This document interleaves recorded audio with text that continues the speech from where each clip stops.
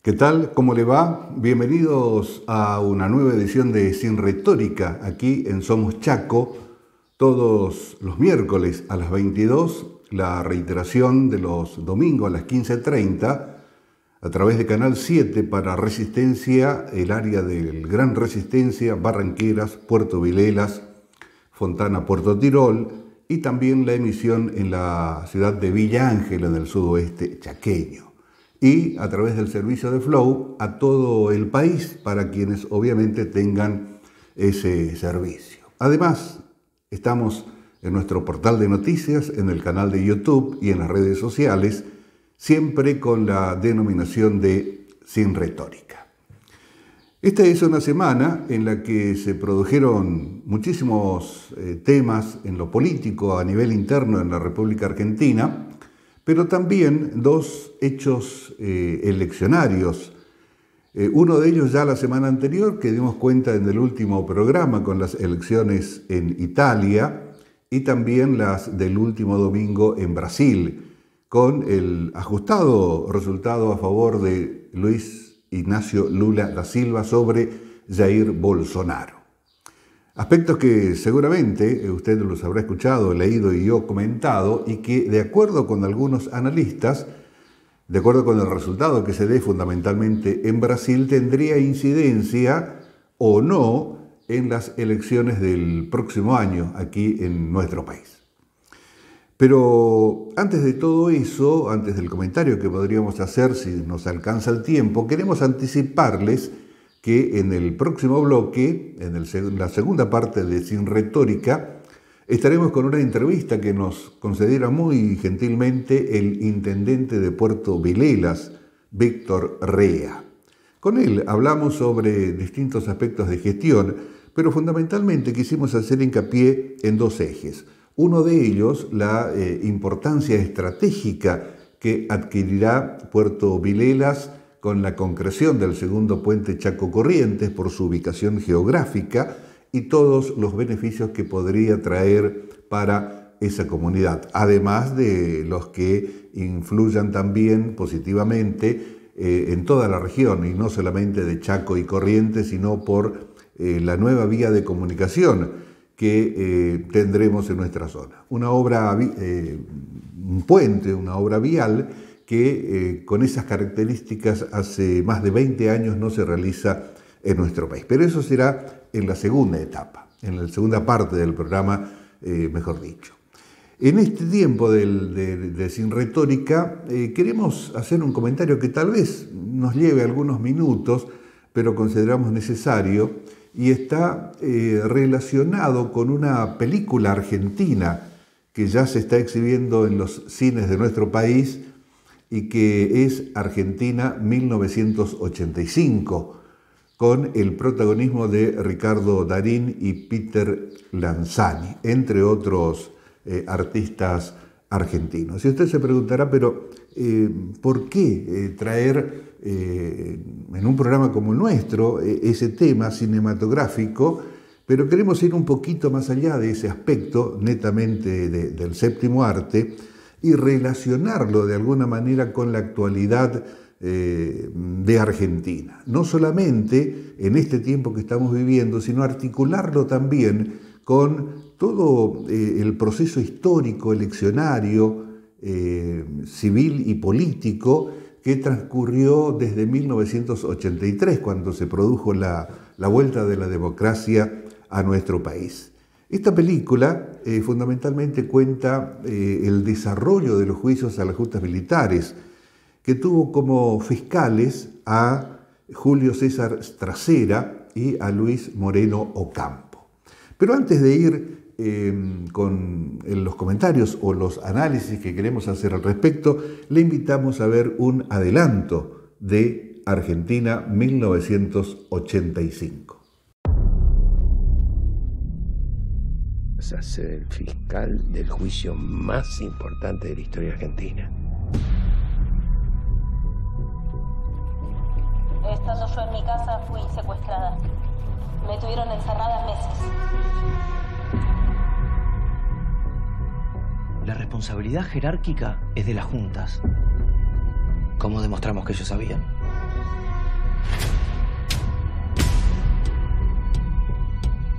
Esta es nuestra oportunidad. Cuídate, Julio. Cuídate. Vas a meter preso a Videla. A todos los responsables. Lo único que te digo es que hay poco tiempo y solo no vas a poder. ¿En cuántos juicios estuviste? Ninguno. El 90% de los funcionarios de la justicia no quieren saber nada con este juicio. 99. Yo pienso que hay que buscar por otro lado, entonces. ¿Dónde? Chicos. Sí. ¿Y si los funcionarios de carrera no quieren? Entonces traemos a los que no tienen carrera. Necesitamos demostrar que fue un plan sistemático. Que fue a lo largo de todo el país y durante los gobiernos de los 9 comandantes. En todo el país desaparecieron personas. Ellos son los responsables. Acá se trata de lo que el país necesita. ¿De qué tenés miedo, Julio? De todo. De que todo esto es una trampa. De que les pase algo a ustedes. Se metieron en nuestra casa y tengo audiencia en 1 hora. ¡Policía, abre la puerta! Lo único que quiero saber, señor presidente, es si mi hija está viva o muerta. Lentamente, como para que no nos diéramos cuenta, una máquina de horror fue desatando su iniquidad sobre los desprevenidos y los inocentes.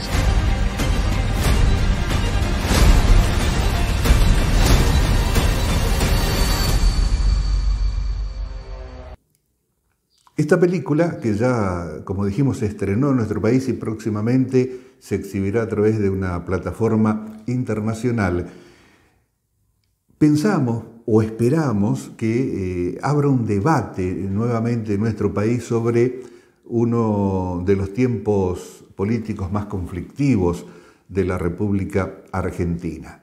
Y ya veremos por qué, porque Julio César Estracera, el fiscal, es tomado desde ese momento en el que actuó como tal y tuvo como consecuencia el juzgamiento primero y la condena después a militares de las juntas militares que gobernaron el país desde 1976 a 1983. Posteriormente, o mejor dicho, la figura de César Estracera es tomada como vital, fundamental, en un hecho inédito, no solamente para el país, sino también para todo el mundo. Tanto es así que, dicen, superó a lo alcanzado en el juicio de Nuremberg después de la Segunda Guerra Mundial. Julio César Estracera, por propios y extraños, es o fue tomado como paladín de lo que debería ser una justicia absolutamente imparcial, y que se centra en aquellos aspectos de la justicia alejados de todo tinte de tipo político y o sectorial. Y decimos esto porque hoy Julio César Estracera tal vez sea uno de los elementos de análisis más ríspido para el peronismo en su conjunto, pero más específicamente para ese sector del peronismo que hoy es integrante de la alianza gobernante en nuestro país, que reivindica de alguna manera todo lo actuado por los grupos armados que actuaron en la política argentina desde antes de 1976 y durante la dictadura militar. Y para ello queremos hacer un raconto que no necesariamente será breve, como para poner en contexto todo esto. Porque hay muchas generaciones, varias, transcurrieron 40 años desde la llegada de la democracia, que o no saben, no conocen o no les importa aquello que históricamente sucedió en nuestro país. 1976 a 1983, la dictadura cívico-militar eclesiástica en nuestro país, que después de 1982, con la derrota en la Guerra de Malvinas, comenzó a desmoronarse y se produjo la apertura democrática que desembocaría en 1983 con la victoria de la Unión Cívica Radical y de su candidato Raúl Alfonsín. En la campaña proselitista dirimían posturas Alfonsín, la UCR por una parte, y el justicialismo con ítalo-argentino Luder como candidato a presidente, acompañado por el escribano de Olindo Felipe Vittel en el lugar de la postulación de la vicepresidencia de la Nación. Se discutían varios aspectos en aquel momento, pero uno de ellos era determinar qué haría el gobierno entrante con la ley de autoamnistía que había sancionado a través de un decreto ley el último titular del Ejecutivo Nacional en la dictadura, Reinaldo Vignone. Estaba la postura de ítalo-argentino Luder, que decía que había que respetar la vigencia de esa ley una vez llegada a la democracia, y por otra parte Alfonsín, quien decía que no había que hacerlo, y denunció en ese momento la existencia de un pacto militar sindical.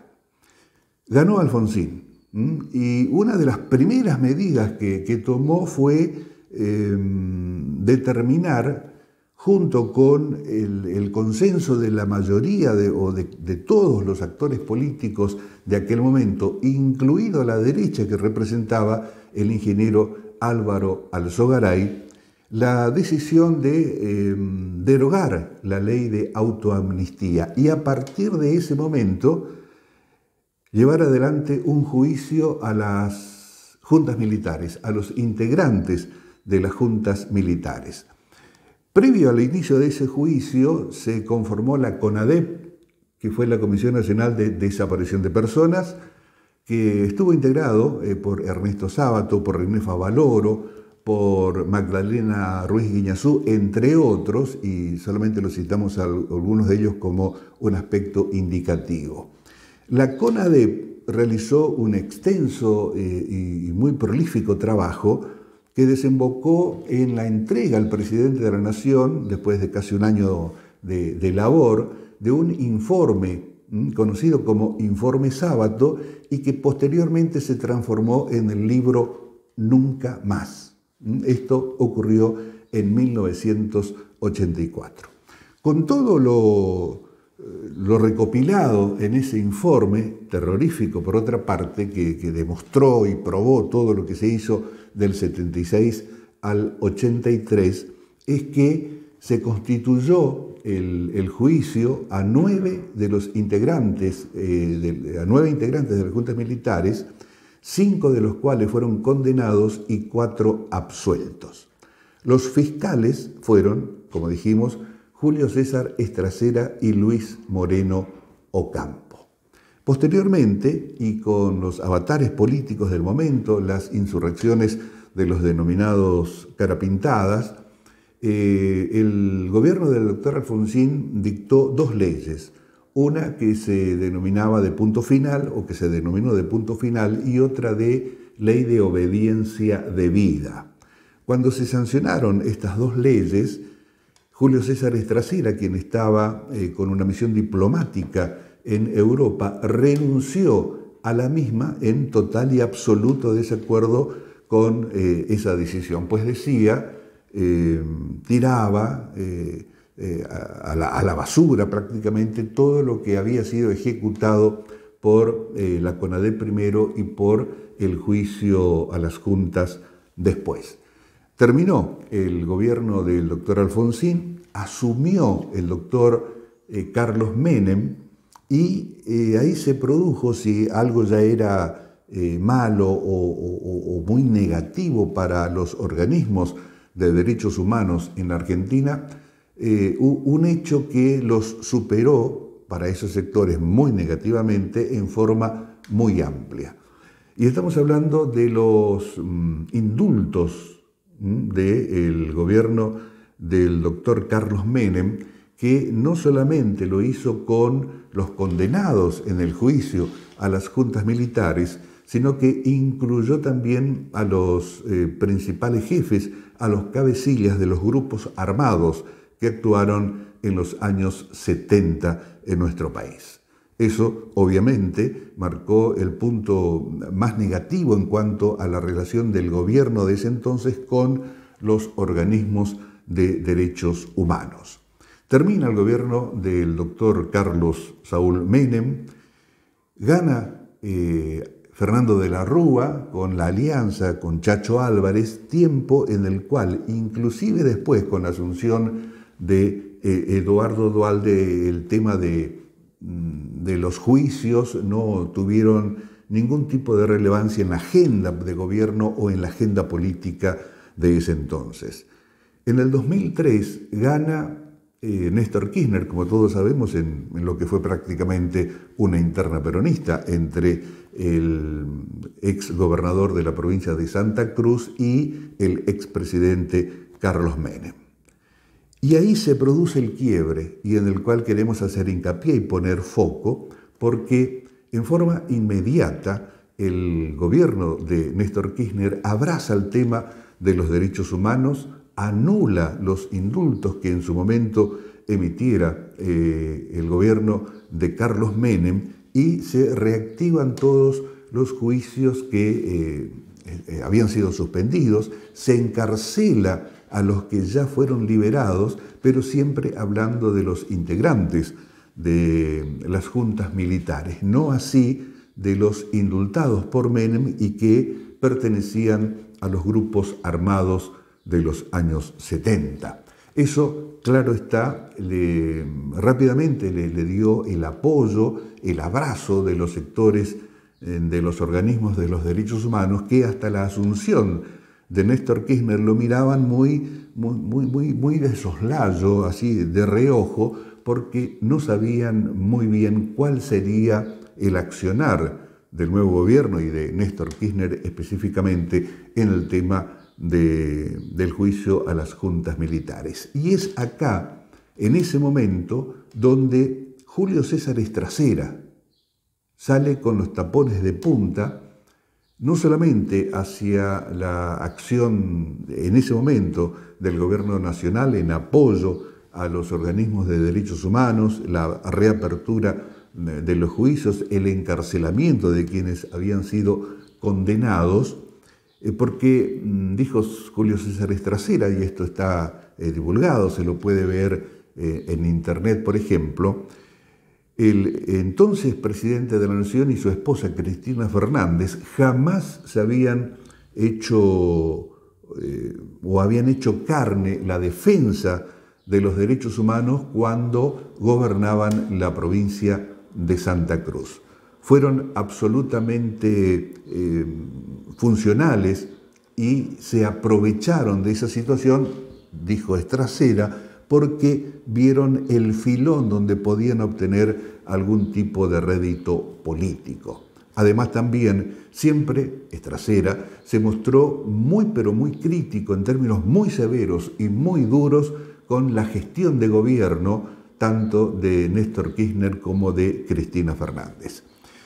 Y decíamos que esta película, Argentina 1985, que fue premiada internacionalmente, que hoy tiene una gran aceptación por parte del público que acude a verla en toda la República Argentina, ojalá nuevamente abra el debate de discusión de un tiempo de nuestra historia en la cual, como siempre ha sucedido, pero tal vez con muchísimo más evidencia en los últimos tiempos, existen, decíamos, los sectores que quieren apropiarse de la historia, que quieren adueñarse y que impulsan la utilización del sentido crítico de análisis siempre y cuando ese sentido crítico convierta al pensamiento que sostienen en un pensamiento único.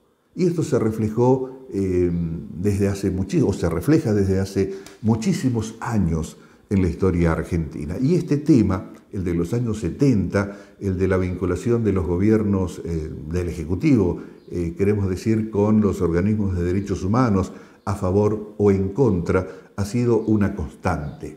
Y cuando cada uno de esos sectores llegó al poder, quisieron transformar justamente su punto de vista, su interpretación de los hechos como la verdad histórica que no merece ni tiene que tener ningún tipo de discusión. Obviamente que se podrá decir que hay sectores ideológicos que se oponen a lo que su antagonista efectuó en determinado momento. Y hasta se podría decir, sí, pero viene de este sector, viene del otro, es lógico que opinen de esa manera. Pero quien opinó muy negativamente sobre la acción del gobierno de Néstor Kirchner, de Cristina Fernández, fue y es nada menos que quien no puede, ni debe, ni es ser sospechado de algún tipo de relación con los sectores interesados, específicamente de los de derecha en la República Argentina. Julio César Estracera es la persona, el fiscal, el hombre de derecho y sujeto a derecho que con sus alegatos y con su frase "nunca más" posibilitó que se dictasen las condenas, como dijimos ya, a 9 de los integrantes de las juntas militares que fueron juzgados en su momento y 4 absueltos. Hoy todavía hay quienes dicen, si hay una persona, un político, un periodista, un ciudadano, cualquiera sea, que no coincide con nuestro pensamiento en lo relacionado a la defensa de los derechos humanos y al funcionamiento de los organismos de ese tema, no es democrático, es de la derecha internacional y de la sinarquía que quiere atacar al pueblo de nuestro país. Y creemos, muy humildemente, que no es tanto así, que en toda verdad o en toda realidad siempre puede existir, y de hecho las comprobaciones así lo determinan, parte de razón en cualquiera de las partes que están en litigio o que discuten sus ideas, sus puntos de vista, sus interpretaciones sobre uno o varios hechos históricos de nuestro país. Y decíamos ya, y lo venimos repitiendo en nuestro espacio desde hace muchísimo tiempo, que sostenemos que el peronismo en la Argentina, tomado ese concepto en su forma más amplia, con todos los ingredientes multicolores y facéticos que lo componen, todavía no ha definido o no ha dirimido internamente aquello de la derecha y la izquierda peronista. Hay quienes sostienen que derecha e izquierda ya son categorías de análisis muy viejas, que ya no se concibe utilizarlas en este tiempo, en este 2021. Pero lo cierto es que en muchas discusiones internas y no tanto, aún se refleja ese sentir de quienes llevan adelante las banderas de John William Cook, por ejemplo, el ideólogo de la izquierda peronista, y de quienes dentro del mismo movimiento defienden lo actuado por ejemplo, José López Rega en su momento con su temible y terrorífica AAA. Ojalá que el éxito de taquilla de Argentina 1985 pueda despertar, o sea, el disparador de nuevos análisis, de nuevas interpretaciones, de nuevos hechos, como para que los mismos conduzcan a una historia sin dueños, a una historia sin dogmatismos, a una historia en la que un sector, generalmente quien está en el poder, no trate de imponer su punto de vista y sus visiones a quienes no lo están. Todavía no hemos personalmente visto la película, pero ojalá que tenga ese efecto disparador del que mencionábamos. Y recordemos también que los medios de comunicación, y más específicamente en su faceta de espectáculo o de entretenimiento, pueden aportar y mucho, y de hecho lo hicieron, para dilucidar algunos de los aspectos más controvertidos de nuestra sociedad. Y ponemos nada más que 2 ejemplos. Uno de ellos fue la película La historia oficial, que ganó el Oscar en 1986, creo, con Norma Aleandro, y que despertó nuevamente, no solamente en Argentina, sino en todo el mundo, una revisión u otra mirada, por lo menos, de lo que aconteció en ese tema en nuestro país. Y el segundo ejemplo que hacíamos mención, o que queremos hacerlo, es con una serie de televisión, que fue Televisión por la Identidad, emitida en un canal de Buenos Aires, Telefe, si no nos traiciona la memoria, en la que se trató el tema de las desapariciones, de los secuestros, de hijos de quienes fueron secuestrados y torturados, y a partir de la emisión de ese programa, Televisión con Identidad, es que se produjeron muchas denuncias primero y muchas averiguaciones después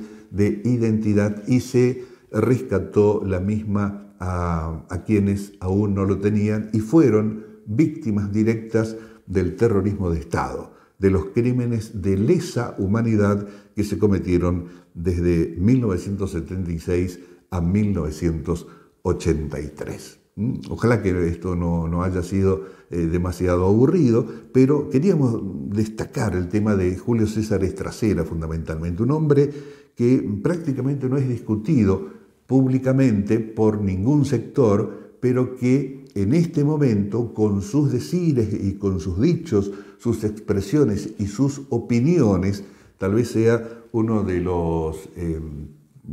las personas, una de las personalidades más incómodas, por lo menos para un sector del peronismo de nuestro país. Y nada más que como un agregado, uno de los grandes disgustos que tuvo Julio César Estracera se produjo en el año 2006. En ese año se cumplió el 30 aniversario del golpe de 1976. Y con ese motivo, gobernaba entonces Néstor Kirchner, se produjo una nueva edición del Nunca Más, pero con un nuevo prólogo, en el cual estaba de alguna manera, o en el que se desestimaba de alguna manera, y esto lo expresó quien redactó el nuevo prólogo, que fue Luis Eduardo Duhalde, el secretario de Derechos Humanos de entonces, no confundirlo con Eduardo Duhalde, el que fue vicepresidente de la Nación, y en el cual Duhalde decía que el primero de los prólogos, que fuera escrito por Ernesto Sábato, fomentaba que existió en nuestro país una guerra con dos contendientes, abonando de esa manera la teoría de los dos demonios. Si bien no se suprimió el primero de los prólogos, reiteramos, escrito por Ernesto Sábato, sí se agregó esta otra versión, esta nueva visión que tenía entonces el Ejecutivo Nacional. Eso despertó el enojo, la bronca, no solamente de los integrantes de la CONADEP, sino también de aquellos que comenzaron a sostener que el entonces gobierno de Néstor Kirchner se había apropiado del tema de los derechos humanos en la República Argentina. Es lo que queríamos comentar respecto de este tema. Un muy, pero muy pequeño corte, y en el próximo bloque ya estamos con la entrevista con el intendente de Puerto Vilelas, Víctor Rea.